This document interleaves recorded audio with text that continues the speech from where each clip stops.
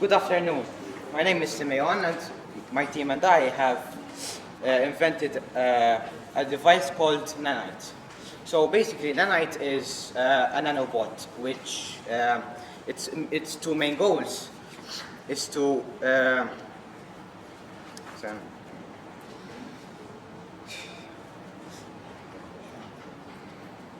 is to harvest cancer cells and stop them from stop their regrowth. So the main problem in the medical industry is that cancer is very hard to treat and to protect the patient from, because it's very difficult to exterminate. So, and also cancer treatment and chemotherapy is not that much effective. So we have made this nanobot, which I believe has a higher success rate in defeating cancer. So our nanobot is shaped like a bacterium with an artificial flagellum, which is used to swim in the blood vessels. It's quite small, but good enough to fit in the blood vessels. It is 0.01 micrometers big.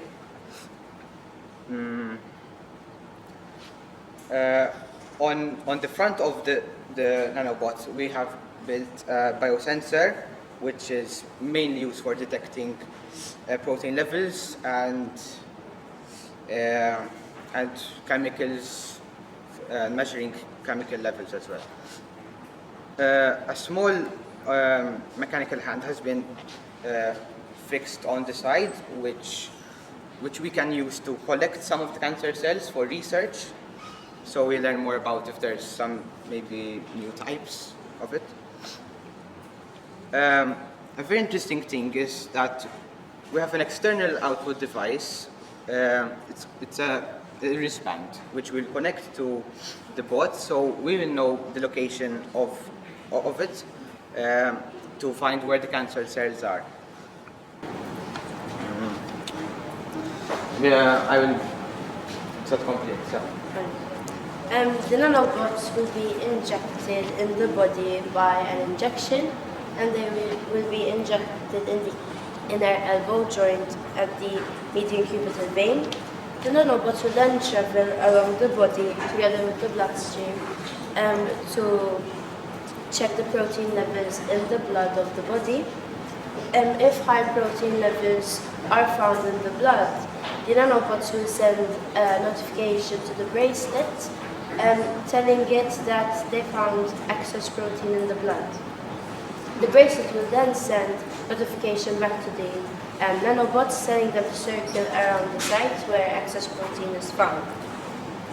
After this, we will be able to detect the nanobots via triangulation, where the nanobots will circle around the site and will form a perimeter around the site.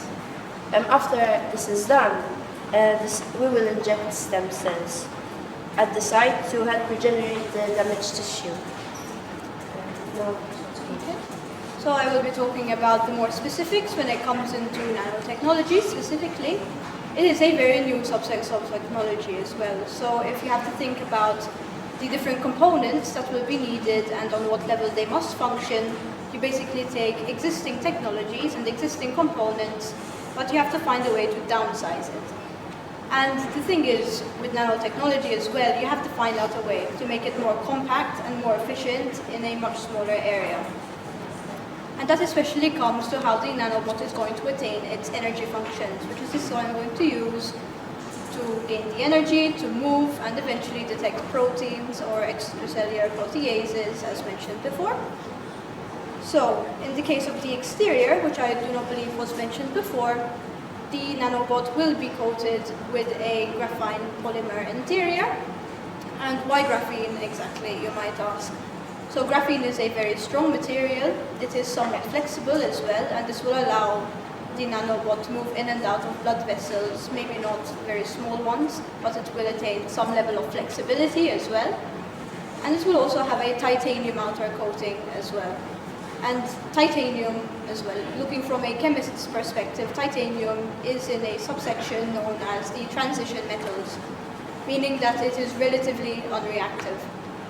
And this is particularly important, especially when entering areas such as with a low pH, such as the gastric or stomach areas. This will be particularly important as it will not partake in any reactions, and thus it will protect the robot from the outside. Then we have, how does this bot exactly generate its power? And what's interesting about nanotechnology is that various companies have in development, and as well, it's still in a very hypothetical stage. But in a way, they produce their own energy. In a sense where they utilize, still highly hypothetical, it's still in development, but they basically utilize the energy found in the blood as to power a very lightweight microgenerator, which is constructed mostly out of carbon nanomolecules, I believe. And what this is going to do is that it's going to transfer the energy present in the blood.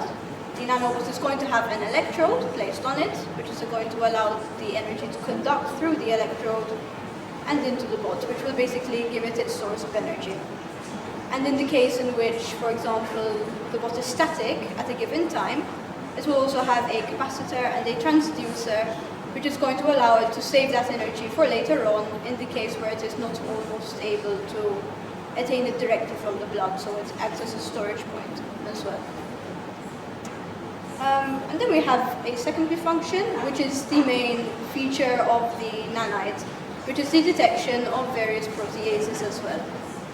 And how this is particularly important because cancers, depending on where they are located without the body, they will emit various different types of proteins or substances which would be present in normal cells as well.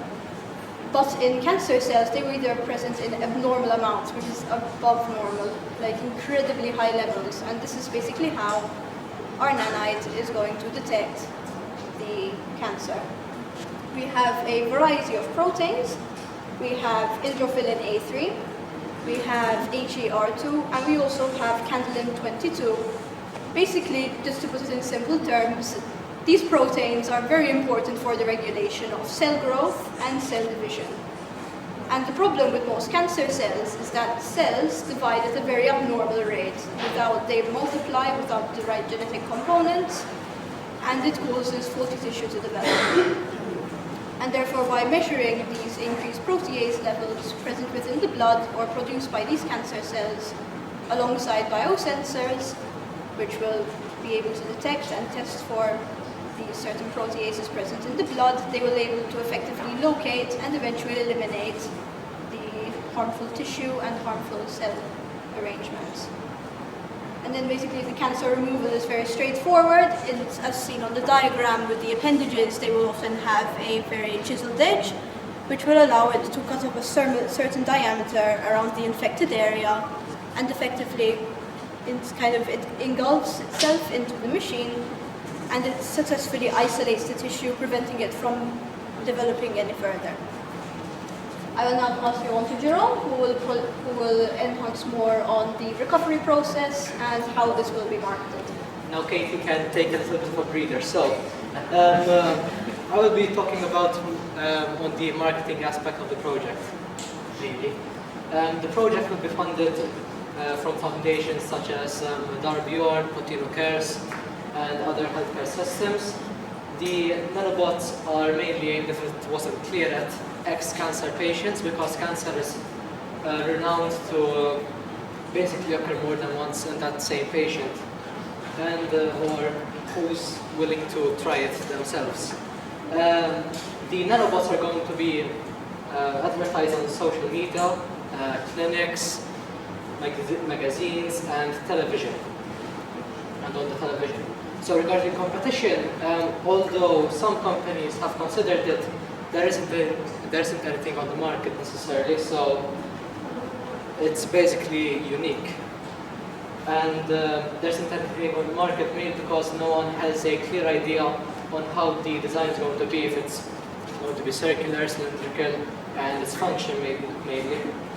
When relating it to things such as chemotherapy, it is better because it doesn't cause hair loss and it doesn't cost that much, so it is more cost effective kind of, therefore making it a better option.